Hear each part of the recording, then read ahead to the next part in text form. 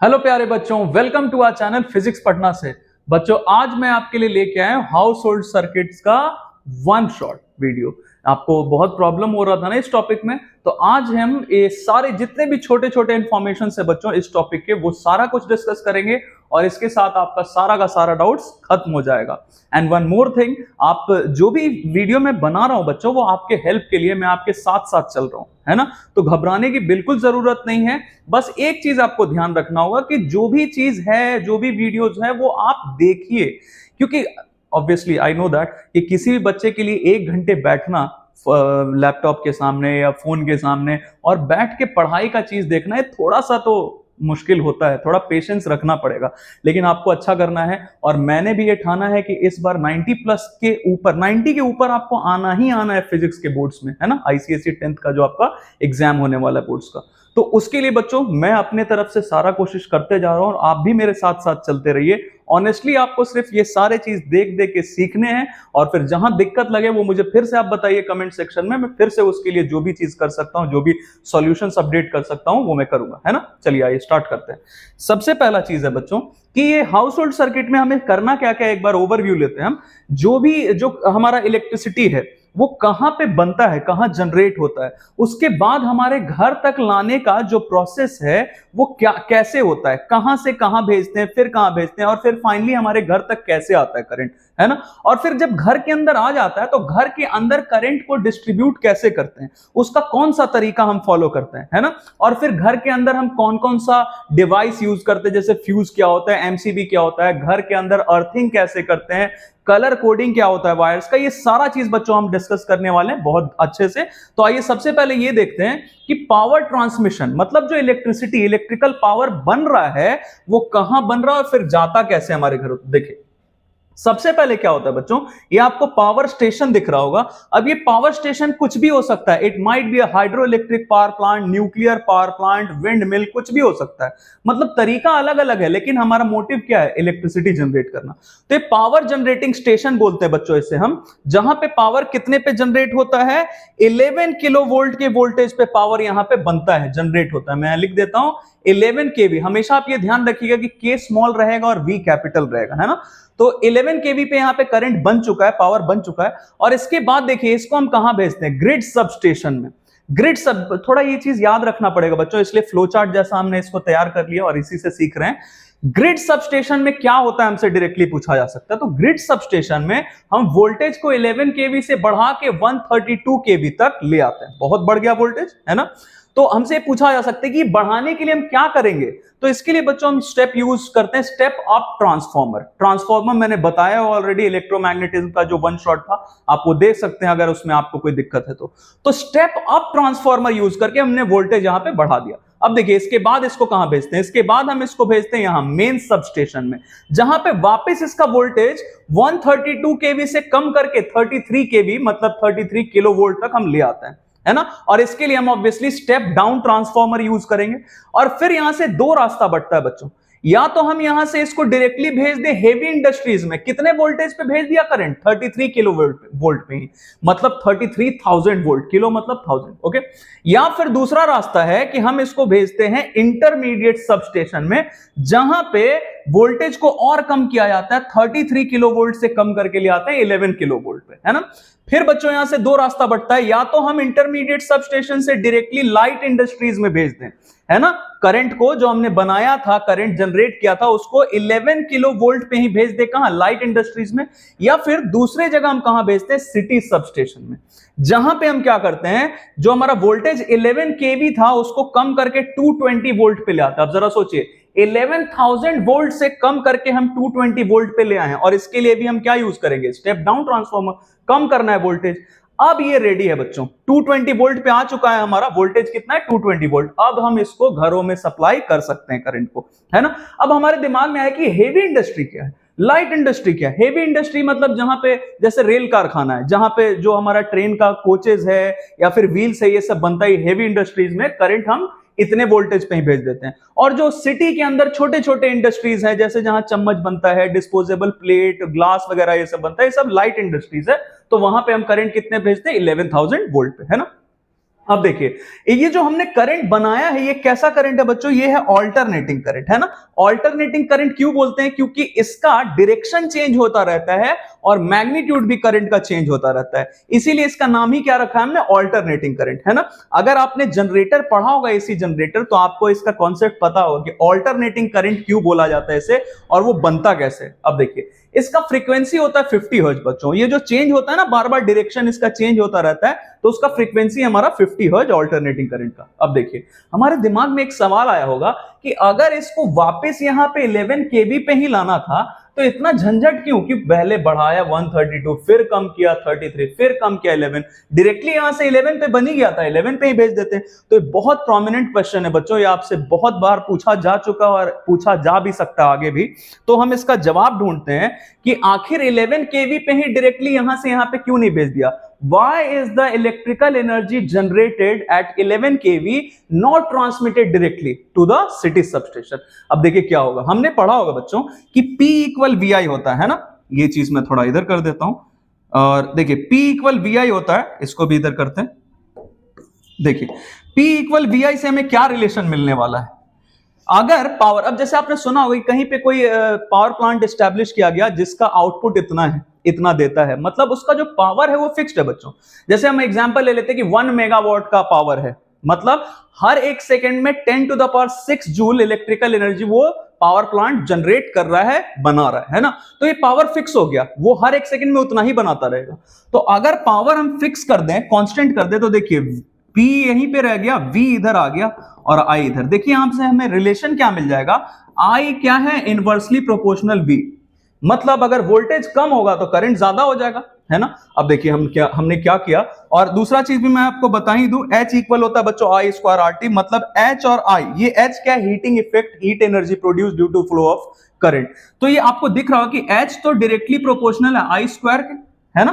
अब देखिए अगर करंट ज्यादा होगा तो हीटिंग इफेक्ट भी ज्यादा होगा, जिसकी वजह से यहां से हमारे घर तक करंट पहुंचते पहुंचते बहुत ज्यादा करंट का डिसिपेशन हो जाएगा, करंट का लॉस हो जाएगा इन the form of heat energy. इससे बचने के लिए देखिए हमने क्या किया, 11 केवी तो कम वोल्टेज था, हमने उस वोल्टेज को बढ़ा दिया 132, वोल्टेज ज्यादा करंट कम, करंट कम हीटिंग इफेक्ट कम, और फिर ग्रेजुअली उसको कम करते हुए लाएं। तो हमें इतना लिखना है अगर ये पूछा गया तो, कि in order to prevent the loss of electrical energy in the form of heat we do so, और फिर उसके बाद आपको ये दोनों चीज लिख देना है।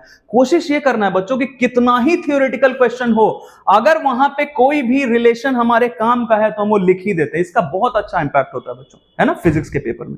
चलिए आइए आगे बढ़ते हैं। नेक्स्ट है कि पावर डिस्ट्रीब्यूशन कैसे होता है घर के अंदर। तो देखिए इसका दो तरीका है, या तो ओवरहेड वायर्स, जैसे आपने देखा होगा इलेक्ट्रिक पोल टू पोल जाता है वायर्स, ओवरहेड वायर्स सिर के ऊपर से, या फिर जमीन के नीचे से भी जा सकता है, जिसको हम अंडरग्राउंड वायर या अंडरग्राउंड केबल्स बोलते हैं। अब देखिए जो केबल आ रहा है ना, इस केबल में 3 वायर्स रहते हैं, नेमली लाइव, न्यूट्रल एंड अर्थ। अब ये लाइव वायर को हम फेज वायर भी बोलते हैं बच्चों, आपने कभी कभी घरों में सुना होगा कि इस फेज का लाइन कट गया, मतलब लाइव वायर जो करंट कैरी करने वाला, मतलब करंट कट गया, करंट अब नहीं आ रहा, लाइन नहीं आ रहा है, तो लाइव वायर को ही हम फेज वायर भी बोलते हैं। जो कितने पोटेंशियल पे रहता है बच्चों, इसका पोटेंशियल होता है 220, है ना, हायर पोटेंशियल पे रहता है ये। तो मैं यहां लिख देता हूं, ये हायर पोटेंशियल पे है, ये कितने वोल्टेज पे, 220 पे। अब देखिए न्यूट्रल वायर जो है हमारा, ये होता है 0 वोल्ट पे, और अर्थ वायर भी होता है 0 वोल्ट पे। इनफैक्ट न्यूट्रल वायर और अर्थ वायर दोनों को हम साथ में कनेक्ट करते रखते हैं लोकल सबस्टेशन में, सिटी सबस्टेशन में, ताकि दोनों 0 वोल्ट पे रहे, है ना। अब देखिए ये इसका काम क्या है, देखते हैं। लाइव वायर का काम क्या है बच्चों, ये सोर्स से, मतलब जो हमारा मेंस है, मेन सप्लाई, वहां से, मतलब जो सिटी सबस्टेशन है हमारा, सिटी सबस्टेशन से लेके हमारे घर के अंदर तक, मतलब डिस्ट्रीब्यूशन बॉक्स तक करंट लाता है। अब एग्जैक्टली ये डिस्ट्रीब्यूशन बॉक्स क्या है, ये अभी हम पढ़ने वाले, है ना। फिर न्यूट्रल वायर इसी करंट को वापस ले जाता है, मतलब डिस्ट्रीब्यूशन बॉक्स से वापस सोर्स तक, जहां से करंट आ रहा है, जो हमारा सिटी सबस्टेशन है वहां तक। और अर्थ वायर का काम क्या है बच्चों, सेफ्टी। तो हम बहुत डेप्थ में पढ़ेंगे, अच्छे से पढ़ेंगे कि अर्थिंग कैसे करते हैं, अर्थ का काम क्या है, अर्थिंग का काम क्या है ना। अब देखिए ये जो वायर्स है ये पोल तक तो आ चुका, मतलब हमारे घर के बाहर तक आ चुका है। अब इसको घर के अंदर लाने के लिए हमें क्या क्या करना पड़ेगा, देखिए मैंने स्टेप वाइज सारा चीज लिख दिया बच्चों, आप इसको पॉज करके नोट भी कर सकते हैं, क्योंकि बहुत काम का चीज है आपके लिए। सबसे पहला चीज देखिए हम क्या करते हैं, सिटी सबस्टेशन से हमारे घर के बाहर तक वायर आ चुका है, पोल तक आ चुका है। अब घर के अंदर वायरिंग करने के पहले देखिए आपको ये दिख रहा होगा इलेक्ट्रिक पोल, जहां पे तीनों वायर्स आ रहे हैं, लाइव, न्यूट्रल और अर्थ। तो हम ये जो लाइव वायर होता है ना इलेक्ट्रिक पोल पे, जो लाइव वायर, उस लाइव वायर में बच्चों हम कनेक्ट करते हैं एक फ्यूज, जिसका नाम हम रखते हैं पोल फ्यूज या फिर कंपनी फ्यूज। अब ऐसा इसलिए क्योंकि इसको सिर्फ इलेक्ट्रिसिटी बोर्ड वाले ही ऑपरेट करते हैं, इसीलिए इसको हम कंपनी फ्यूज भी बोल सकते हैं या फिर पोल फ्यूज बोल सकते हैं, जिसका करंट रेटिंग जनरली होता है 50 एम्पियर का, है ना। अभी करंट रेटिंग का मतलब क्या है? करंट रेटिंग मतलब होता है कि कोई फ्यूज या कोई एमसीबी अपने से मैक्सिमम इतना ही करंट फ्लो करने देगा। ये सारा चीज मैं आपको अभी दिखाऊंगा, सारा चीज लिखा हुआ आपके लिए, तो अभी सिर्फ हिंट ले रहे हैं हम। जैसे ये 50 एम्पियर है ना, इसका मतलब क्या कि ये जो पोल फ्यूज है ये 50 एम्पियर तक का करंट खुद से जाने देगा। उससे ज्यादा करंट अगर जाने का कोशिश किया तो फ्यूज खराब हो जाएगा, ब्लो कर जाएगा, जिसकी वजह से सर्किट इनकम्प्लीट और हमारे घर के अंदर करंट आने देगा ही नहीं है ना। तो हमारे घर का अंदर का सारा चीज, सारा अप्लायंस, सारा सर्किट सेफ है। ओके, अब हम क्या करते हैं बच्चों, इसके बाद अब हम घर के अंदर सबसे पहला वायरिंग कहां पे करते हैं? किलोवाट आवर मीटर में, जिसमें हम रीडिंग लेते हैं कि कितना इलेक्ट्रिसिटी हमने कंज्यूम किया। तो एक किलोवाट आवर मीटर में हमने कनेक्शन किया। इसके बाद दूसरे स्टेप में, जो कि अर्थिंग जिसमें प्रोवाइड कर देते हैं, दैट इज अर्थ। क्यों भाई? क्योंकि किलोवाट आवर मीटर ना मेटलिक रहता है, उसका आउटर सरफेस मेटलिक रहता है, तो इन केस अगर हम रीडिंग लेने गए और हम उसको टच कर ले तो हमको भी करंट लग सकता है ना, इट इज पॉसिबल। इसीलिए उसको हम अर्थिंग प्रोवाइड कर देते हैं KWH मीटर को। फिर देखिए उसके बाद नेक्स्ट स्टेप क्या है, इसके बाद हम कनेक्शन करते हैं मेन स्विच में। मेन स्विच या फिर ELCB में हम कनेक्शन करते हैं। अब ये ELCB क्या है? अर्थ लीकेज सर्किट ब्रेकर बोलते हैं बच्चों। ELCB का मतलब अर्थ लीकेज सर्किट ब्रेकर। ये सब हमारा चीज MCQ में आ सकता है, छोटे छोटे क्वेश्चंस पूछे जा सकते हैं इससे, है ना।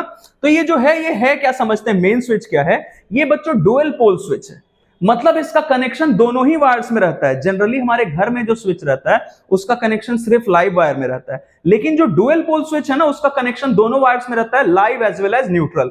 मतलब अगर इसको बंद किया, ऑफ किया, तो एक ही बार में दोनों का कनेक्शन कटेगा, लाइव का भी और न्यूट्रल का भी।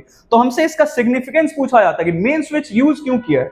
तो इसका सिग्निफिकेंस ये है कि अगर हम इसको ऑफ करते हैं, when it is put off, then it disconnects both the wires, live as well as neutral, simultaneously. Okay, next सबसे लास्ट में वायरिंग हम करते हैं बच्चों डिस्ट्रीब्यूशन बॉक्स में। आपको दिख रहा होगा, आप सुन के ही नाम पता चल रहा है। डिस्ट्रीब्यूशन बॉक्स मतलब क्या? जहां से करंट डिस्ट्रीब्यूट होगा पूरे घर में। अब हम करते क्या है, आपको दिख रहा होगा, यहां से मेन स्विच के बाद ये वायर्स है लाइव, न्यूट्रल, अर्थ। तो ये लाइव, न्यूट्रल, अर्थ हमारा हर घर के, मतलब घर के जो अलग अलग पोर्शन है, अलग अलग रूम है, हर एक रूम के लिए, हर एक पोर्शन के लिए हम अलग से एक MCB लगाते हैं बच्चों। अब ये MCB एग्जैक्टली क्या है अभी समझते हैं। ये एक सेफ्टी डिवाइस है, आगे चल के इसके बारे में एक एक चीज हम डिस्कस करेंगे।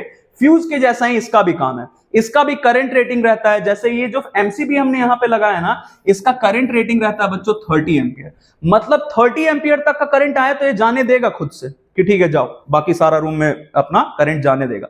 लेकिन अगर उससे ज्यादा करंट जाने का कोशिश किया तो आपने देखा होगा कि MCB कभी कभी नीचे गिर जाता है और उस एक पर्टिकुलर रूम का, पर्टिकुलर रीजन का सारा अप्लायंस काम करना बंद कर जाता है। क्यों भाई? क्योंकि 30 एम्पियर से ज्यादा करंट गया तो MCB नीचे गिर जाता है और इसके वजह से हमारा सारा सर्किट और अप्लायंस डैमेज होने से बच जाता है ना।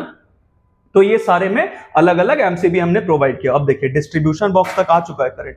अब इसके बाद हम क्या करते हैं, देखिए हमारे घर के अंदर का जो वायरिंग सिस्टम होता है ना, हाउस वायरिंग कैसा होता है। पहले के जमाने में लोग ट्री सिस्टम यूज करते थे। अब ट्री सिस्टम का पहले डिसएडवांटेज मैं आपको बता दूं, फिर इस पे आते तुरंत फटाफट डिस्कस कर लेते हैं। जैसे ट्री में होता है ब्रांचेज ऐसे निकला रहता है ना, तो बिल्कुल वैसे डिस्ट्रीब्यूशन बॉक्स से ऐसे वायर्स आता था, वायरिंग ऐसे आके और यहां पे आके एंड हो गया वायर्स। मतलब यहां के बाद अब आगे वायरिंग नहीं जा रहा है, मतलब जहां तक भी है। तो हमारा ब्रांच मान लीजिए यहां तक आया, अब यहां एक अप्लायंस लगा, यहां और एक यहां। अब इससे करंट जाने का रास्ता यही है। अगर ये खराब हो गया तो फिर आगे वाला ठीक होते हुए भी काम नहीं करेगा, क्योंकि ये तीनों या जितने भी अप्लायंस सब किसमें, सीरीज में।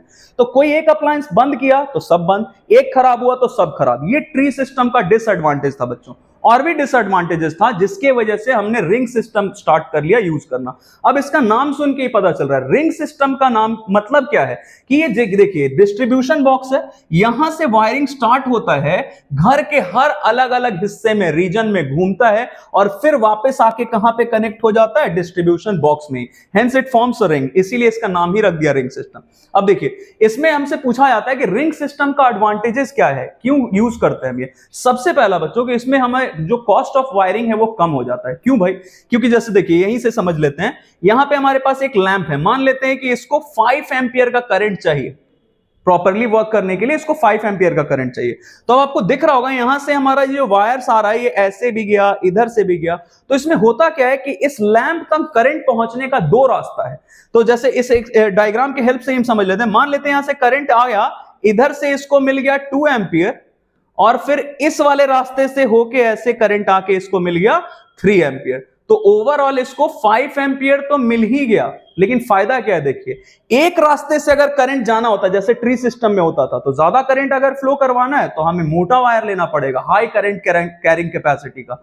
लेकिन अगर 2 रास्ते से बट के जा रहा है करंट, तो हम पतला वायर भी यूज कर सकते हैं, लो करंट कैरिंग कैपेसिटी का वायर हम यूज कर सकते हैं। तो पतला वायर, तो हमारा कॉस्ट ऑफ वायरिंग भी कम हो गया। तो ये पहला फायदा है।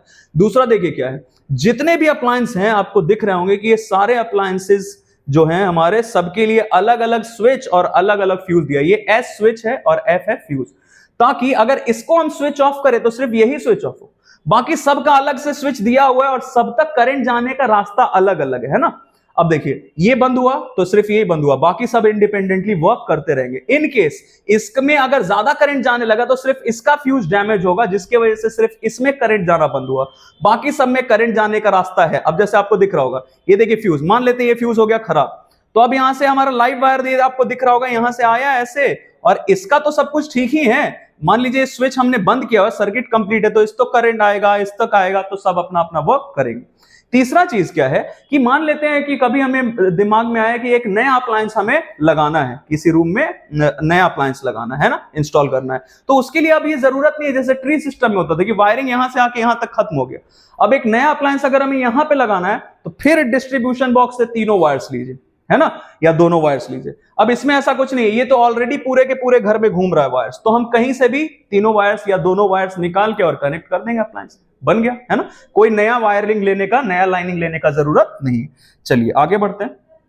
अब हमसे पूछा जाता है कि जितने अप्लायंसेज हैं ये मेंस के साथ कैसे कनेक्टेड है, सीरीज में या पैरेलल में। तो ये हमारे पैरेलल में कनेक्टेड होते हैं, जितने भी हमारे अप्लायंसेज होते हैं वो पैरेलल में कनेक्टेड होते हैं विद द मेंस। मेंस मतलब क्या, जहां से हमें करंट मिल रहा है ना। तो इसका क्या जरूरत है ये जरा समझते हैं, हमसे पूछा जाता है, क्योंकि जितने भी अप्लायंसेज है ना, सबको 220 वोल्ट का हमें सप्लाई मिलेगा, मतलब जो वोल्टेज है हमारा वो 220 वोल्ट सबको मिलेगा। क्योंकि आपको पता होगा कि पैरेलल में क्या फायदा होता है, जितने भी अप्लायंसेज पैरेलल में रहेंगे सब में वोल्टेज सेम रहेगा, सब में पोटेंशियल डिफरेंस सेम रहेगा, तो सब प्रॉपरली वर्क करते हैं, है ना। दूसरा चीज, अब देखिए जितने भी अप्लायंसेज हैं सब इंडिपेंडेंटली वर्क करेंगे, क्योंकि सब में करंट जाने का रास्ता अलग अलग है, जैसा मैंने अभी आपको बताया। सबके लिए स्विच अलग से है, सबके लिए फ्यूज अलग से है, तो किसी एक को अगर हम बंद करना चाहें सिर्फ वही बंद होगा, बाकी सब अपना काम करेंगे, क्योंकि करंट का रास्ता ही अलग है। नेक्स्ट, अब ये फ्यूज क्या होता है समझते हैं। देखिए fuse is a safety device, जो क्या करता है, it limits the flow of current. Limits the flow of current का मतलब कि एक बाउंड्री सेट कर देता है कि मेरे से इतना ही करंट फ्लो करके जा सकता है। अगर उससे ज्यादा करंट फ्लो करके गया फ्यूज से, तो फ्यूज खुद ही खराब हो जाता है, फ्यूज डैमेज हो जाता है, और जिसके वजह से सर्किट इनकम्प्लीट हो जाता है। तो अगर आपसे पूछा गया कि फ्यूज क्या है, तो it is a safety device that limits the flow of current in a circuit. जिससे फायदा क्या हुआ कि ये सर्किट को, और खुद खराब हो गया, खुद खराब होकर क्या किया, सर्किट को इनकम्प्लीट कर दिया, जिसके वजह से करंट का फ्लो बंद, और हमारा जितना अप्लायंसेज है या सर्किट है सब डैमेज होने से बच गया। हमसे पूछा जाता है बच्चों कि ये इसका प्रिंसिपल ऑफ वर्किंग क्या है, तो it is based on the principle of heating effect of current. अब एग्जैक्टली होता क्या ये समझते हैं, H = I² RT होता है ना। तो करंट अगर फ्लो कर रहा है तो हीट एनर्जी प्रोड्यूस होगा। अब जैसे देखिए ये स्क्रीन जो लगा हुआ है, जो कुछ भी हमारे अगल बगल है, सब में करंट का फ्लो हो रहा है, और सब में फ्लो के वजह से कुछ ना कुछ हीट एनर्जी जरूर जनरेट हो रहा है, लेकिन इसको हम सिर्फ हीटिंग इफेक्ट बोलेंगे। अगर यही ज्यादा करंट फ्लो करने लगे या रेजिस्टेंस अगर ज्यादा हो जाए, तो यहां ओवर हीटिंग होने लगेगा, मतलब जितना प्रिस्क्राइब्ड लिमिट है हीटिंग का उससे ज्यादा हीटिंग होने लगेगा, तो उसके वजह से क्या होगा, डैमेज हो सकता है सर्किट या अप्लायंस। तो इसका जो हमारा प्रिंसिपल ऑफ वर्किंग है एसी पे बेस्ड है बच्चों। ये छोटा सा एक फिगर रखा आपको समझाने के लिए, इसको हम बोलते हैं होल्डर, जिसको हम खींच के निकाल सकते हैं। अगर कभी आपने देखा होगा जो बोर्ड रहता है ना, इलेक्ट्रिक बोर्ड, उसमें पहले, अभी तो थोड़ा कम हो गया, पहले रेड कलर का बल्ब जलता रहता था, तो दैट वाज द फ्यूज। तो उसमें जो पार्ट आप खींच के निकाल सकते थे ना, वो होता था होल्डर, और जो पार्ट फिक्स्ड रहता था बोर्ड के अंदर उसको हम बोलते थे सॉकेट। तो ये हमारा सॉकेट है, और ये है हमारा होल्डर, है ना। अब आइए इसका कंस्ट्रक्शन क्या है समझते हैं। मैं डेप्थ में हर एक चीज आपको बताते जा रहा हूं, जिसके बाद आपसे कुछ भी पूछा गया तो आप उसको आंसर कर सकते हैं, आप बैठे नहीं रहेंगे, है ना। कंस्ट्रक्शन क्या है देखिए, हमारे पास एक पोर्सलिन होल्डर है, जैसा मैंने बताया इसको हम डिटैचेबल है, इसको हम खींच के निकाल सकते हैं। पोर्सलिन इज एन इंसुलेटर, है ना, ताकि अगर हम इसको होल्ड भी करके रखें तो हमें करंट नहीं लग जाए, इसीलिए हम पोर्सलिन किसी इंसुलेटर का यूज करते हैं। और दूसरा चीज है ये सॉकेट, ये भी पोर्सलिन का ही बना हुआ है। तो पहले हम सॉकेट के बारे में देखते हैं। देखिए सॉकेट में आपको T1 T2 दो टर्मिनल्स दिख रहे होंगे। तो टर्मिनल T1 में लाइव वायर इधर से कनेक्टेड है जो हमारे मेन सप्लाई से आ रहा है ना, और ये हमारा इधर से भी टर्मिनल T2 में भी लाइव वायर कनेक्टेड है, लेकिन बीच में ये जगह आपको खाली दिख रहा है, जिसके वजह से सर्किट अभी इनकम्प्लीट है। अब देखिए जो भी हमारा फ्यूज, एमसीबी, स्विच है, स्विच सिंगल पोल स्विच, ये सारे जो डिवाइसेस हैं हमारे, ये सब हम लाइव वायर में ही हमेशा कनेक्ट करते हैं। जैसे ये मान लेते हैं हमारा फ्यूज है तो हम इसको लाइव वायर में कनेक्ट कर रहे हैं, मतलब इधर भी लाइव वायर इधर भी लाइव वायर, लेकिन ये बीच में गैप दिख रहा है। अब ये गैप को भरेगा कौन, देखिए ये हमारा पोर्सलिन होल्डर जिसमें टर्मिनल T1 टर्मिनल T2, इन दोनों के बीच में हम स्ट्रेच करके और एक वायर फिक्स कर देते हैं जिसको हम बोलते हैं फ्यूज वायर, है ना। अब जब इसको प्लग इन करेंगे इसके अंदर तो हमारा रास्ता जो ये बीच में जो इनकम्प्लीट दिख रहा था ये कंप्लीट हो जाएगा, और ये क्या है हमारा फ्यूज वायर है। ये जो आपने कंप्लीट कर दिया सर्किट, ये किसके वजह से हुआ, फ्यूज वायर के वजह से हुआ, सर्किट कंप्लीट हो गया, है ना। तो हमसे एक चीज इसमें पूछा जाता है डायरेक्टली कि फ्यूज वायर किस चीज का बना है, तो it is an alloy of lead and tin, ठीक है। यही क्यों यूज करते हैं ये भी पूछा जाता है, क्योंकि इसका हमारा जो स्पेसिफिक रेजिस्टेंस होता है बच्चों वो काफी ज्यादा रहता है। अब आपको ये चीज समझाता हूं इस समय, H = I² RT। अब देखिए स्पेसिफिक रेजिस्टेंस ज्यादा है, मतलब रेजिस्टेंस ज्यादा है, तो रेजिस्टेंस अगर ज्यादा तो हीटिंग इफेक्ट भी ज्यादा होगा, ज्यादा हीट एनर्जी प्रोड्यूस होगा, और मेल्टिंग पॉइंट भी इसका कम है, 250 डिग्री सेल्सियस अप्रोक्सीमेटली, है ना। अब देखिए होगा क्या, अगर ज्यादा करंट का फ्लो शुरू हुआ, ज्यादा करंट अगर फ्लो करने लगा तो देखिए क्या होगा। अभी पहले मैं इसको ज्वाइन कर देता हूं ऐसे, ये देखिए ये हमारा पोर्सलिन होल्डर है जिसको हमने इसमें प्लग इन करके रखा है पोर्सलिन के सॉकेट में। अभी ये सर्किट आपको कंप्लीट दिख रहा है। अगर ज्यादा करंट का फ्लो होने लगा तो उसके वजह से जो हमारे वायर्स हैं, जो फ्यूज वायर है, वो ओवरहीटेड होने लगेगा। सारे जो हमारा अगल बगल का जितना वायर है ना, सब जनरली हम कॉपर का यूज करते हैं। तो ज्यादा करंट फ्लो कर रहा है तो उन सब में भी ज्यादा हीटिंग हो रहा है, लेकिन एज कंपेयर टू कॉपर इसका जो रेजिस्टेंस है, स्पेसिफिक रेजिस्टेंस, वो ज्यादा है फ्यूज वायर का, जिसके वजह से इसमें ज्यादा हीट एनर्जी प्रोड्यूस होगा, ज्यादा हीटिंग इफेक्ट होगा, और मेल्टिंग पॉइंट भी बहुत कम है। तो यहां मैं बता देता हूं आपको, इधर कॉपर इधर भी कॉपर, जिसका मेल्टिंग पॉइंट होता है 1080 डिग्री सेल्सियस अप्रोक्स।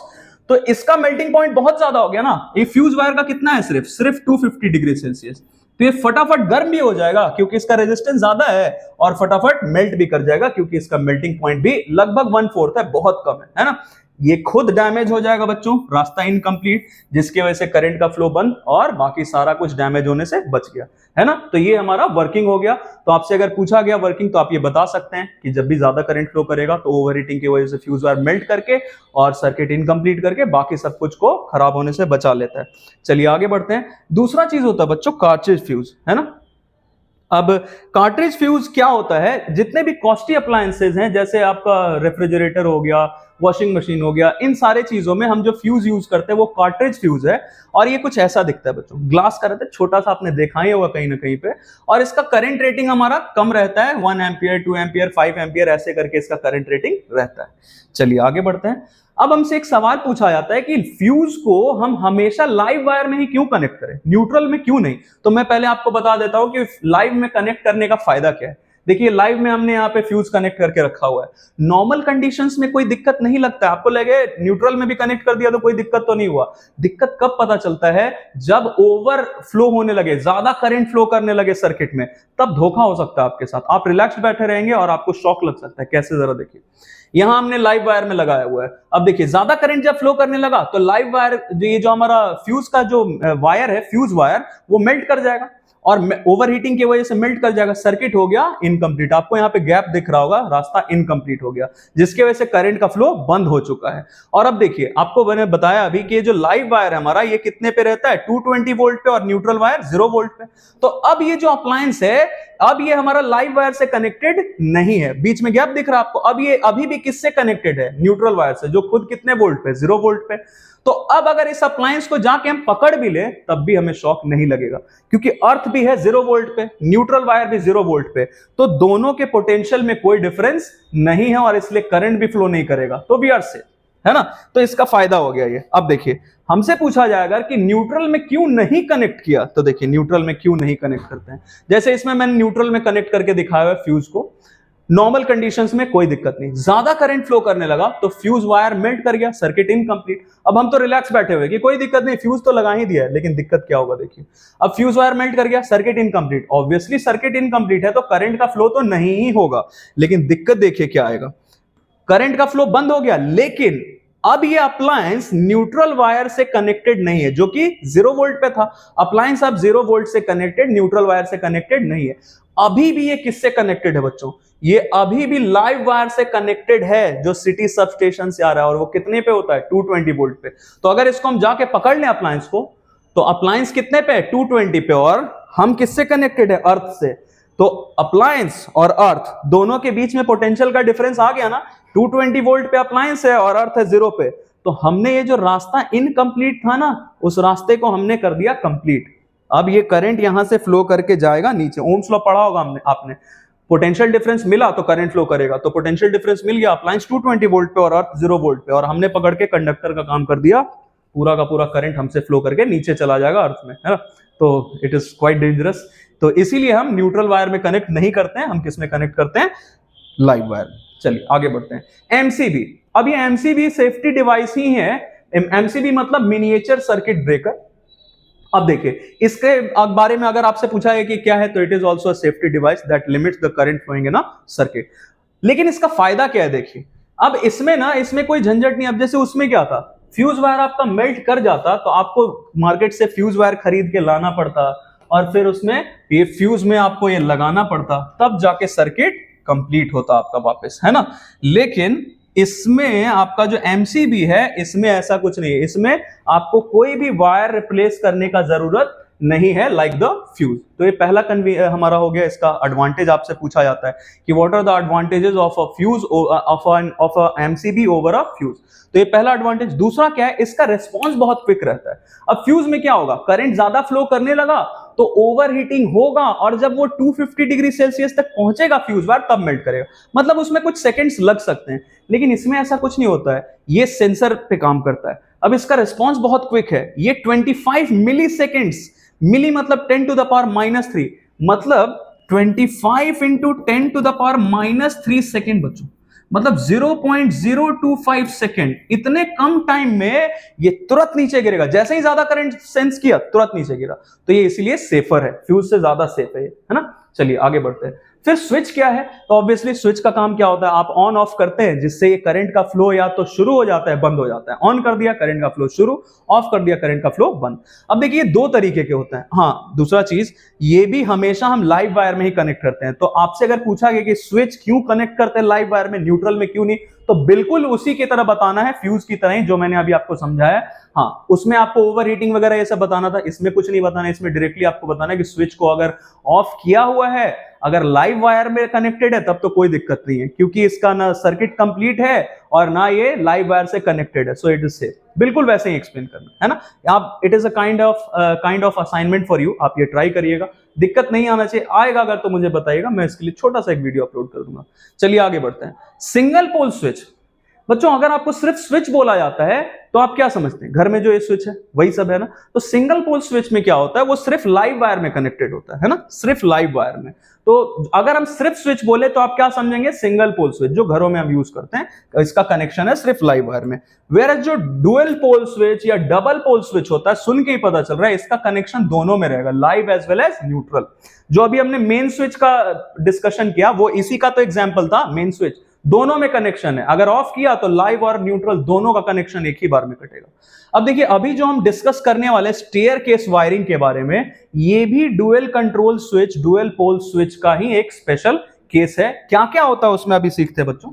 जैसे देखिए, स्टेयर केस वायरिंग में क्या होता है, एक एक छोटा छोटा चीज इसका हम सीख लेंगे बहुत आसानी से। देखिए क्या हो रहा है, सबसे पहला फिगर आप देखिए, आपको यहाँ ये ब्लैक कलर का जो दिख रहा है, न्यूट्रल वायर, और ब्लू कलर वाला लाइव वायर है, इसमें ये फ्यूज, ये है हमारा फ्यूज बच्चों, जो आपको ये दिख रहा है ना, ये फ्यूज है। अब देखिए यहां से ऐसे वायर तो दिख रहा है, लेकिन यहां गैप है, फिर यहां भी गैप है, मतलब सर्किट इनकम्प्लीट है, बल्ब वोंट ग्लो। अभी इसको करंट मिल ही नहीं रहा है। अब हम क्या करेंगे, हमारे पास दो ऑप्शन है, हमारे पास दो स्विचेज है S1 और S2। तो हम दोनों में से किसी भी स्विच को यूज करके, ऑपरेट करके और इस बल्ब को ग्लो करवा सकते हैं। मान लीजिए हमने सोचा कि नहीं, हम तो S1 जो स्विच S1 है उसको यूज करने वाले हैं। तो हम क्या करेंगे, देखिए इसका कनेक्शन अभी आपको AB में दिख रहा होगा ऐसे ऊपर। हम क्या करेंगे, इसका कनेक्शन AB से बदल के नीचे कर देंगे, मतलब BC। तो देखिए दूसरा फिगर देखिए, इसका कनेक्शन AB से बदल के कर दिया BC, तो अभी आ गया नीचे। अब देखिए, अब आपको, और इसका तो BC में ही था, BC में ही रह गया कनेक्शन। तो अब आपको सर्किट कंप्लीट दिख रहा होगा, तो बल्ब ग्लो करने लगेगा, है ना। तीसरा कंडीशन क्या है कि हम S1 को हाथ ही नहीं लगाएंगे। S1 का कनेक्शन जिसमें था AB में ही छोड़ दिया। हम किसको ऑपरेट करने वाले हैं, किसको यूज करने वाले हैं, BC, ये स्विच S2 को। तो स्विच S2 का कनेक्शन देखिए किसमें था, BC में, ऐसे नीचे। इसको हम ऊपर कर देंगे, BC से बदल के कर दिया AB। तो ये देखिए AB में हो गया कनेक्शन इसका, तो भी सर्किट हो गया कंप्लीट और ये बल्ब ग्लो करने लगेगा, है ना। अब देखिए इससे हमने कंक्लूड क्या किया, ये सारा चीज हमने जो डिस्कस किया, इससे हम क्या कंक्लूड किया हमने, पहले ये चीज की स्टेयरकेस वायरिंग में हम यूज करते हैं। क्यों यूज करते हैं भाई, क्योंकि ऑब्वियसली बल्ब लगा हुआ है कहीं पे, चढ़ते वक्त एक स्विच यहाँ पे लगा हुआ है स्टार्टिंग ऑफ द स्टेयरकेस पे, वहां से ऑन कर दिया। अब चढ़ के चले जाएंगे तो वापस इसको बंद करने तो नहीं आएंगे ना, तो वहीं से हम इसको ऑफ कर सकते हैं। अब देखिए इसका सिग्निफिकेंस क्या है जरा समझते हैं। हमसे पूछा जा सकता है कि कब बल्ब ग्लो करेगा, मतलब कब हमारा सर्किट कंप्लीट होगा और कब इनकम्प्लीट होगा। तो बच्चों, जब ये जनरली जो ऊपर ऐसे डायरेक्शन में रहता है ना, इसको हम ऑफ पोजीशन बोलते हैं। घर में अपने ये स्विच को ऑन करते वक्त आप कैसे पुट करते हैं, डाउनवर्ड डायरेक्शन में ना। तो डाउनवर्ड है मतलब ऑन पोजीशन और अपवर्ड है मतलब ऑफ पोजीशन। तो अगर एक अपवर्ड और एक डाउनवर्ड, जैसा आपको पहले फिगर में दिख रहा है, तो अगर एक ऑफ और एक ऑन पोजीशन में, तो सर्किट इनकम्प्लीट है। सर्किट कब कंप्लीट होगा, या तो दोनों के दोनों आपको डाउनवर्ड पोजीशन में मतलब ऑन पोजीशन में दिख रहे हैं, या दोनों ऑफ पोजीशन में दिख रहे हैं, तो हमारा सर्किट कंप्लीट होगा। चलिए आगे बढ़ते हैं। नेक्स्ट है बच्चों लोकल अर्थिंग। जो घर के अंदर हम अर्थिंग करते हैं वो कैसे करते हैं, जिसको हम ग्राउंडिंग भी बोलते हैं। बहुत सिंपल सा कॉन्सेप्ट है इसका। देखिए क्या करते हैं हम, पहले जो हमारे घर के कैंपस के अंदर जो है जमीन कहीं पे भी, उसमें हम 2 से 3 मीटर का गड्ढा करते हैं। एक स्टैंडर्ड वैल्यू हम ले रहे हैं ना, 2 से 3 मीटर का हमने एक गड्ढा कर दिया जमीन में, और उसमें हमने एक इंसुलेटिंग पाइप, जनरली ये जो हमारा पानी वगैरह के लिए हम जो यूज करते हैं वो पाइप भी यूज कर सकते हैं। तो एक इंसुलेटिंग पाइप हम जमीन में डाल देते हैं जिसमें हमने गड्ढा किया हुआ था, और उस इंसुलेटिंग पाइप के अंदर से होते हुए एक थिक कॉपर वायर या एक कॉपर रॉड भी ले सकते हैं, और उसको जमीन के अंदर ऐसे करके डाल देते हैं। अब देखिए कॉपर रॉड का 2 एंड है, तो पहले कॉपर रॉड का जो नीचे वाला एंड है जो जमीन के अंदर, उसमें क्या किया देखिए, इसमें हम एक कॉपर का प्लेट वेल्डिंग कर देते हैं। जो कॉपर का रॉड है ना, इसके लोअर एंड पे हम क्या वेल्डिंग कर देते हैं, एक कॉपर प्लेट वेल्डिंग कर देते हैं। तो एक कॉपर प्लेट जो है, जनरली इसका जो डायमेंशंस है वो 50 सेंटीमीटर बाय 50 सेंटीमीटर रहता है। ये आपसे पूछा जा सकता है क्योंकि ये सब स्टैंडर्ड वैल्यू है और आपके सिलेबस में आपको बताया गया है ना। अब देखिए ये तो इसका काम हो गया। फिर हम क्या करते हैं बच्चों, ये जो कॉपर प्लेट है ना, इसके अगल बगल हम एक चारकोल और सॉल्ट का मिक्सचर है ना स्प्रेड कर देते हैं। क्यों करते हैं, ताकि ये कॉपर प्लेट में, क्योंकि सोचिए ज्यादा करंट अगर फ्लो किया तो ये फ्लो करके अर्थ वायर से होते हुए और प्लेट से होते हुए जाएगा अर्थ में। तो there should be a good conducting layer between the copper plate and the earth. तो एक अच्छा कंडक्टिंग लेयर बनाने के लिए इसके अगल बगल हम ये मिक्सचर स्प्रेड करते हैं। दूसरा काम हमें क्या करना होता है, इस इंसुलेटिंग पाइप से थोड़ा थोड़ा पानी कुछ कुछ समय पे, कुछ महीनों पे हम इसमें डाल देते हैं, ताकि ये जो जमीन है ना, अर्थ है, वो डैम्प रहे, गीला रहे, जिससे हमारा एक अच्छा कंडक्टिंग लेयर बना रहे। किसके किसके बीच में, प्लेट और अर्थ के बीच में, ताकि सारा का सारा करंट, जो एक्स्ट्रा करंट है, वो फ्लो करके चला जाए अर्थ में। Earth is the sink of charges. जितना भी करंट, जितना भी चार्ज इसमें फ्लो करके जाए, इसको कोई फर्क नहीं पड़ता है। सिंक ऑफ चार्जेस हम इसको बोलते हैं अर्थ को। चलिए, और ऊपर वाला एंड जो है, ये कॉपर रॉड का जो ऊपर वाला एंड है, यहां से हम एक वायर लेते हुए और ला के कनेक्ट कहां कर देंगे, KWH मीटर में। अभी आपको बताया था कि KWH मीटर को अर्थिंग प्रोवाइड करना होता है, तो यही हो गया हमारा अर्थिंग। यहां से एक वायर लिया जिसको हम क्या बोलेंगे, अर्थ वायर, और ये अर्थ वायर लेके कनेक्ट कहां पे कर दिया, किलोवाट आवर मीटर में कनेक्ट कर दिया। चलिए आगे बढ़ते हैं। अब हमसे पूछा जाता है कि ये लोकल अर्थिंग किया क्यों, इससे फायदा क्या। अब जरा सोचिए, अगर किसी भी वजह से, वोल्टेज फ्लक्चुएशन की वजह से, शॉर्ट सर्किटिंग की वजह से, अगर ज्यादा करंट अचानक से फ्लो करने लगा वायर्स में, तो ये सारा का सारा करंट अर्थ वायर से होते हुए किस में चला जाएगा, अर्थ की तरफ चला जाएगा, जिसके वजह से ये जितना वायर्स हैं हमारा अर्थ वायर के अलावा जो भी वायर है, लाइव वायर है हमारा या अप्लायंसेज है, वो उन सब में ओवर हीटिंग नहीं होगा, क्योंकि ज्यादा करंट जैसे ही फ्लो करना शुरू हुआ, ये होते हुए अर्थ वायर से होते हुए किधर चला गया, अर्थ वायर से होते हुए किलोवाट आवर मीटर तक गया, और किलोवाट आवर मीटर से होते हुए कॉपर रॉड से होते हुए प्लेट से होते हुए चला गया अर्थ में। अब होगा क्या, लाइव वायर में हमने फ्यूज कनेक्ट किया हुआ था, तो लाइव वायर में जो फ्यूज था, वो फ्यूज या जो एमसीबी है वो नीचे गिर जाएगा, फ्यूज है तो मेल्ट कर जाएगा, जिससे हमारा सर्किट इनकम्प्लीट हो जाएगा, और जो यूजर है या जो अप्लायंस है वो सब डैमेज होने से बच गए। चलिए अब आगे बढ़ते हैं। अब कोई अप्लायंस है, तो आपने देखा होगा किसी किसी अप्लायंस में हम 3 पिन प्लग यूज करते हैं। अभी सारा चीज डिस्कस करेंगे हम बच्चों कि 3 पिन प्लग क्या है या सॉकेट क्या होता है। तो अब देखिए, इसमें जो हम 3 पिन प्लग यूज करते हैं उसमें एक रहता है अर्थ के लिए भी।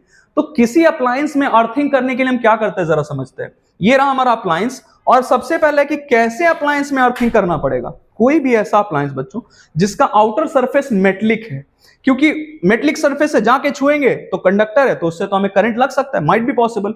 तो ऐसे किसी भी अप्लायंस को अर्थिंग प्रोवाइड करना जरूरी है। अब ये अर्थिंग प्रोवाइड करने के लिए क्या करते हैं, देखिए जैसे आपको दिख रहा होगा लाइव वायर है, लाइव में फ्यूज और स्विच लगाया हुआ है, और ये हमारा न्यूट्रल वायर है। अब अर्थिंग के लिए तो ये वायर्स जो आए बच्चों, ये वायर्स आके इनके लिए एक टर्मिनल प्रोवाइडेड रहता है।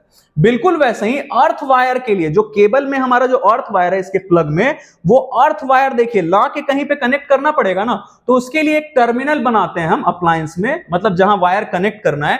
ये टर्मिनल कहां रखेंगे, इस अप्लायंस का जो आउटर मेटलिक सरफेस है ना, वहां कहीं भी रख सकते हैं, जरूरी नहीं है यहां भी रख सकते हैं, यहां यहां यहां यहां कहीं भी, आउटर मेटलिक सरफेस में कहीं भी। अब हमसे पूछा जाता है कि टर्मिनल यहां पे बनाना है, इसके लिए क्या करना पड़ेगा बच्चों। इसके लिए जो पेंट होता है ना, आपने देखा हो कि पेंट किया रहता है, क्योंकि पेंट इज एन इंसुलेटर। तो उतने दूर से, इतने दूर से जो पेंट है ना, वो पेंट हम स्क्रैच कर देते हैं, रिमूव कर देते हैं, ताकि अगर जो ज्यादा करंट है वो यहां से, अगर बीच में पेंट आ गया तो पेंट तो फ्लो ही नहीं करने देगा करंट को, इंसुलेटर होता है। इसलिए इतने दूर का हम पेंट क्या कर देते हैं, स्क्रैच कर देते हैं, रिमूव कर देते हैं, ताकि जो ज्यादा करंट है वो अप्लायंस के मेटलिक सरफेस से होते हुए, अर्थ वायर से होते हुए, और कहां चला जाए, अर्थ में चला जाए, है ना। चलिए आगे बढ़ते हैं। नेक्स्ट देखिए क्या है, 3 पिन प्लग। पहले प्लग क्या है समझ लेते हैं। प्लग क्या होता है, किसी भी अप्लायंस में जो वायर रहता है, एक जो एंड है वायर का वो अप्लायंस के अंदर कनेक्टेड रहता है, और एक एंड अप्लायंस के बाहर रहता है, जिसमें एक एंड पे लगा होता है प्लग। इसका काम क्या है, ये अप्लायंस को किससे कनेक्ट कर देता है, मेन सप्लाई से, जिससे इसको करंट मिलने लगता है और ये काम करने लगता है। तो ये जो 3 पिन प्लग है, बेसिकली इसके बारे में सीखना है। तो 3 पिन प्लग में देखिए बच्चों होता क्या है, ये इसका जो आउटर सरफेस, आउटर केस आपको दिख रहा है ना, ये एबोनाइट का होता है, इंसुलेटर है, ताकि हम इसको पकड़ने पे हमें शॉक नहीं लगे। और इस एबोनाइट केस में 3 इसमें आपको पिन्स दिख रहा होगा, फिक्स्ड माउंटेड है, 3 पिन इसमें माउंटेड है, जिसमें एक पिन रहता है अर्थ के लिए, एक रहता है लाइव के लिए, एक रहता है न्यूट्रल के लिए, है ना। अब देखिए ये जो पिन्स हैं हमारे, ब्रास के बने होते हैं। आपसे पूछा जा सकता है पिन किस चीज का बना है, ब्रास का बना है। इसका आउटर केस किस चीज का बना है, एबोनाइट का बना है। अब देखिए बच्चों, इसमें एक चीज हमसे पूछा जाता है कि जो अर्थ वाला हमारा पिन होता है ना, वो लॉन्गर क्यों रहता है, थिकर क्यों रहता है। आपने देखा होगा ये चीज, तो पहले लॉन्गर का समझ लेते हैं। अब जरा सोचिए, सबसे पहला लॉन्गर अगर है तो ये जो हमारा अर्थ का पिन है, ये जाएगा सॉकेट के अंदर। सॉकेट में जो होल्स रहते हैं, 3 होल्स रहते हैं, तो ये जाएगा, और सबसे पहले किसका कनेक्शन कंप्लीट होगा, लॉन्ग अर्थ वाला पिन है, तो सबसे पहले अर्थ वाला पिन कनेक्टेड हो जाएगा अर्थ वाले वायर से, जो सिटी सबस्टेशन से आ रहा है। अभी एग्जैक्टली इसका क्या पिक्चर है वो मैं आपको एकदम क्लियरली दिखा दूंगा। सबसे पहले अर्थ का कनेक्शन कंप्लीट हो गया। अब मानिए कि अर्थ के बाद लाइव का और न्यूट्रल का, क्योंकि लाइव और न्यूट्रल का जो पिन रहता है वो छोटा रहता है, तो कनेक्ट हुआ और मिस हैपनिंग कुछ हो गया, ओवरफ्लो हो गया करंट का, तब भी हम सेफ हैं, क्योंकि पहले ही सेफ्टी तो हमने कर लिया ना। सबसे पहले अर्थ का कनेक्शन हो चुका है, जिसके वजह से सेफ्टी का हमारा जो मेजर था वो कंप्लीट हो चुका है। अब अगर ज्यादा करंट फ्लो भी करे तो किधर जाएगा, अर्थ वायर से होते हुए अर्थ में, तो हम सेफ है ना। दूसरा चीज, थिक क्यों रखते हैं, अर्थ वाला पिन को थिक क्यों रखते हैं, ताकि गलती से भी अर्थ वाला जो पिन है वो हम लाइव वाले होल में, लाइव वाले आउटलेट में, सॉकेट में नहीं डाल दें। नहीं तो क्या होगा जरा सोचिए, अर्थ का पिन 0 वोल्ट पे और लाइव वाला जो होल है हमारा आउटलेट है वो 220 वोल्ट पे, दोनों डायरेक्टली कांटेक्ट में आ जाएंगे और शॉर्ट सर्किट हो जाएगा, है ना। इसीलिए इसको हम थिकर रखते हैं। अब देखिए स्प्लिट क्यों रहता है एंड्स पे, आपने देखा होगा कि ये यहां पे गैप थोड़ा सा दिख रहा है, कटा कटा जैसा रहता है, स्प्लिट रहता है। ऐसा इसलिए स्प्रिंग एक्शन प्रोवाइड करने के लिए। अब जरा सोचिए, ये पिन जब जाएगा सॉकेट के अंदर तो स्प्रिंग एक्शन का मतलब क्या है जरा समझिए। ये जो गैप है ना, ये जब अंदर जाएगा तो ये गैप ऐसे करके बंद हो जाएगा, और फिर जब कंप्लीटली अंदर चला जाएगा तो ये वापस अपने शेप में आ जाएगा, स्प्रिंग की तरह। स्प्रिंग का काम ये होता है वापस अपने शेप में आना, ये वापस अपने शेप में आएगा, जिसके वजह से टाइटली फिट हो जाता है सॉकेट के अंदर। तो there is no chance chance of loose connection, है ना, इसीलिए ऐसा करते हैं। चलिए आगे बढ़ते हैं। अब देखिए सॉकेट क्या है। सॉकेट क्या आपने देखा होगा, जो हमारा इलेक्ट्रिक वाला बोर्ड रहता है जिसके अंदर हम ये जो हमारा प्लग है 3 पिन प्लग या 2 पिन प्लग उसको इंसर्ट करते हैं अप्लायंस को कनेक्ट करने के लिए, दैट इज आवर सॉकेट। अब इसमें समझना क्या है, देखिए इसके जो अंदर वाला सरफेस है, आपने देखा होगा कि ये जो सॉकेट का होल्स है या आउटलेट है, ये अंदर से शाइनिंग रहता है, शाइन कर रहा होता है। क्यों भाई? क्योंकि इसका अंदर का जो सरफेस है ना, वॉल है ना, ये किस चीज का बना हुआ रहता है? हॉलो ब्रास ट्यूब्स रहता है। अंदर से ये क्या रहता है? हॉलो ब्रास का ट्यूब्स रहता है। मैं आपको ऐसे बना के दिखा देता हूं, ये कुछ ऐसा रहता है। अंदर से ये कैसा रहता है? ब्रास का ट्यूब्स रहता है, हॉलो ब्रास ट्यूब्स, अंदर से खाली है। बिल्कुल वैसे ही न्यूट्रल के लिए भी और बिल्कुल वैसे ही लाइव के लिए भी, है ना। अब देखिए इसमें क्या होता है बच्चों कि एक एंड तो इधर से खुला हुआ है, जिधर से हम प्लग को इंसर्ट करने वाले, सामने वाला एंड खुला हुआ है, लेकिन बोर्ड के अंदर जो एंड है इस ब्रास ट्यूब का, जो कि हमें नहीं दिख रहा है, ये अंदर में है बोर्ड के। तो अब होता क्या है जरा देखिए, जो सिटी सबस्टेशन से वायर्स आ रहे हैं ना, लाइव, न्यूट्रल, अर्थ, ये सब इलेक्ट्रिक पोल से होते हुए हमारे घर के अंदर तक, तो यहां से अर्थ वायर, न्यूट्रल वायर और लाइव वायर, ये तीनों जो आ रहे हैं सिटी सबस्टेशन से, उन सबको हम ला के कनेक्ट कर देते हैं इसके एंड्स पे, इसके टर्मिनल्स पे, है ना। अब इसमें तो आ गया कनेक्शन वहां से। अब जरा सोचिए, अब जब हम ये 3 पिन प्लग को इसके अंदर इंसर्ट करेंगे तो क्या होगा? अप्लायंस का अर्थ वायर सिटी सबस्टेशन के अर्थ वायर से कनेक्टेड, लाइव वायर अप्लायंस का सिटी सबस्टेशन के लाइव वायर से कनेक्टेड, और वैसे ही न्यूट्रल वायर। तो सर्किट हमारा कंप्लीट हो गया, करंट का फ्लो शुरू हो जाता है ना। तो इट इज क्वाइट सिंपल। इसका सारा चीज मैंने यहां पे लिख दिया ऑलरेडी आपके लिए। ओके, अब ये देखिए, इसमें लोगों को कंफ्यूजन एक जगह पे आता है, मैं आपको बता दूं लोगों को कंफ्यूजन कहां पे आता है। जैसे आपके टेक्स्ट बुक में, सेलिना टेक्स्ट बुक में, उन्होंने अपने हिसाब से, अपने डायग्राम के हिसाब से सही लिखा है, लेकिन बच्चे उसमें कंफ्यूज रहते हैं। तो आई सजेस्ट यू कि आप वो डायग्राम बिल्कुल मत देखें, क्योंकि उसमें जो लिखा है वो देख के आप कंफ्यूज रहेंगे। मैं आपको तरीका बताता हूं, आप उससे हमेशा याद रख सकते हैं। अब जरा सोचिए, ये आपको यहां पे ये मार्क किया हुआ दिख रहा होगा, ये भी आपके बुक का ही है, वहीं से लिया है मैंने ये। तो ये चीज, ये इसमें कोई कंफ्यूजन नहीं आएगा आपको, तो आप इसी से याद कर लेंगे 3 पिन प्लग के लिए भी। जरा सोचिए, लेफ्ट में है न्यूट्रल और राइट में है लाइव। तो जो हमारा, जैसे ये मान लीजिए 3 पिन प्लग है, तो 3 पिन प्लग का जो ये वाला पिन है, ये तो न्यूट्रल ही होना चाहिए ना, तभी तो लेफ्ट वाला न्यूट्रल है। लेफ्ट वाला न्यूट्रल वाला जाएगा न्यूट्रल वाले होल में, तो सर्किट इसका मतलब जो हमारा कनेक्शन है होगा। और फिर लाइव वाला जो है, अगर राइट में होगा लाइव वाला पिन, तभी तो ये राइट वाले में होल में जाएगा और लाइव का कनेक्शन कंप्लीट होगा। तो आप ये ऐसे करके याद रख सकते हैं, जहां भी आप एग्जाम देने बैठेंगे वहां सॉकेट तो होगा ही होगा। तो आपको सिर्फ ये याद रखना है कि सॉकेट में अगर लेफ्ट में न्यूट्रल है, तो 3 पिन प्लग में भी लेफ्ट में कौन सा पिन होगा? न्यूट्रल। इसमें राइट में अगर लाइव वाला होल है, तो जो हमारा 3 पिन प्लग है उसमें राइट में कौन सा पिन होगा? लाइव वाला ही होगा, है ना। और अर्थ में तो कोई दिक्कत ही नहीं है। चलिए आगे बढ़ते हैं। अब देखिए बच्चों, एक कलर कोडिंग है। तो कलर कोडिंग पुराना क्या था, नया क्या था, दोनों साथ में देख लेते हैं। पहले लाइव वायर के लिए हम रेड कलर यूज करते थे और न्यूट्रल के लिए ब्लैक और अर्थ के लिए ग्रीन। लेकिन अब नया कलर कोडिंग क्या है, तो आपसे अगर पूछा गया ना, तो अब नए वाला ही बताएंगे। अगर पुराना वाला पूछा गया इनकेस तो बता सकते हैं, नहीं तो अगर सिर्फ कलर कोडिंग पूछा गया तो अब नया वाला ही बताएंगे। लाइव के लिए अब हम यूज करते हैं ब्राउन, न्यूट्रल के लिए यूज करते हैं अब हम लाइट ब्लू, और अर्थ के लिए हम ग्रीन या येलो, दोनों में से कुछ भी यूज कर सकते हैं। अब कुछ बच्चों का डाउट ये रहता है कि सर अगर ये कलर नहीं यूज करे तो, कलर अगर आप ये नहीं यूज करें तो जो वायर से उसका तो जो काम है वो तो करेंगे, वो हमारे कन्वीनियंस के लिए, ताकि हमें कलर देख के पता चल जाए कि अच्छा ये रेड कलर का है तो ये हमारा लाइव वायर होगा, या ब्राउन का है तो लाइव वायर होगा, है ना। तो जहां पुराना कलर को, जहां पे पुराने वायर्स लगे हुए हैं, पुराना वायरिंग है, वहां आज भी आपको रेड कलर का वायर दिख जाएगा, तो आप समझ जाना कि वो लाइव वायर है ना। चलिए आगे बढ़ते हैं। फिर है बच्चों हाई टेंशन वायर्स। अभी हाई टेंशन वायर्स क्या है पहले समझते हैं। आप जब ट्रेन से सफर कर रहे होंगे तो आपने देखा होगा कि बड़े बड़े इलेक्ट्रिक के पोल्स हैं, टावर्स हैं, और उससे ये मोटा मोटा वायर्स पास कर रहा है। तो वो हमारा जो जो जनरेशन जहां पे हो रहा है इलेक्ट्रिसिटी का, वहां से मेन सबस्टेशन, इंटरमीडिएट सबस्टेशन, ऐसे होकर सिटी सबस्टेशन तक लाने के लिए, इनफैक्ट जो हम बाहर में इलेक्ट्रिक पोल पे भी वायर्स देखते हैं, वो ये मोटे मोटे वायर्स रहते हैं। वही है बच्चों हाई टेंशन वायर्स। क्योंकि घर के अंदर जो वायर है पतला पतला रहता है, क्योंकि उसको कम करंट कैरी करना है, वोल्टेज भी कम है, 220 वोल्ट का है। लेकिन जहां पे ज्यादा वोल्टेज इन्वॉल्व है, बहुत हेवी करंट इन्वॉल्व है, तो वहां पे हम हाई टेंशन वायर्स का यूज करते हैं। क्योंकि अगर पतले वायर से ज्यादा करंट फ्लो करवा दे तो जरा सोचिए, अगर पतला वायर है मतलब एरिया ऑफ क्रॉस सेक्शन कम, तो रेजिस्टेंस ज्यादा। ये आपने पढ़ा होगा कि resistance is inversely proportional to area of cross section. तो अगर पतला वायर लिया, एरिया ऑफ क्रॉस सेक्शन कम, तो रेजिस्टेंस काफी ज्यादा, और रेजिस्टेंस ज्यादा तो हीटिंग इफेक्ट भी ज्यादा हो जाएगा, और करंट तो ऑलरेडी ज्यादा फ्लो कर रहा है, तो जिसकी वजह से आग लग सकता है, ओवर हीटिंग हो सकता है। इसीलिए हम हाई टेंशन वायर्स यूज करते हैं जिसका सरफेस एरिया ज्यादा हो और रेजिस्टेंस कम हो। रेजिस्टेंस कम होगा तभी तो हीटिंग इफेक्ट भी कम होगा। तो ये किसके काम में आता है बच्चों? हाई वोल्टेज और हेवी करंट को कैरी करने के लिए ये काम में आता है। अब हमसे पूछा जाता है कि इसका कैरेक्टरिस्टिक क्या क्या होता है हाई टेंशन वायर्स का। तो पहला है कि इसका रेजिस्टेंस कम होना चाहिए भाई, क्योंकि रेजिस्टेंस कम तो हीटिंग इफेक्ट कम होगा। दूसरा चीज कि इसका सरफेस एरिया ज्यादा होना चाहिए।